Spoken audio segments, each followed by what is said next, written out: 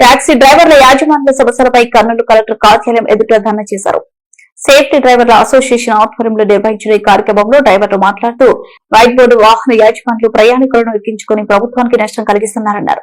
కర్నూలు బళ్ళారి చౌరస్తా వద్ద ఎక్కువ సంఖ్యలో వైట్ బోర్డు వాహనదారులు హైదరాబాద్ కు ప్రయాణికులను తీసుకుని పోతున్న అధికారులు పట్టించుకోవడం లేదని ప్రైవేట్ ట్రావెల్స్ యాజమాన్యులు తెలిపారు. రవాణా శాఖ అధికారులు వెంటనే స్పందించి వైట్ బోర్డు వాహన యాజమాన్యులపై చర్యలు తీసుకోవాలని డిమాండ్ చేశారు.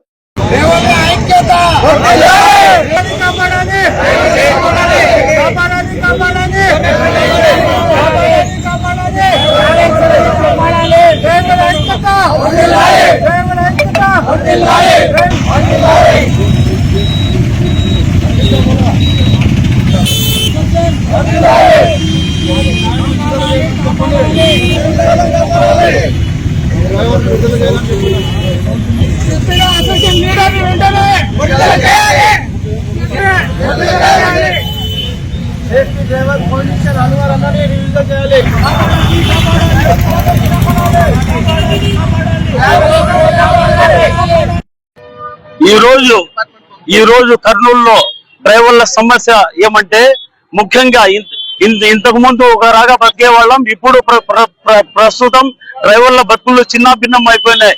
ఎందువల్ల అంటే ఇతర రాష్ట్రాల నుంచి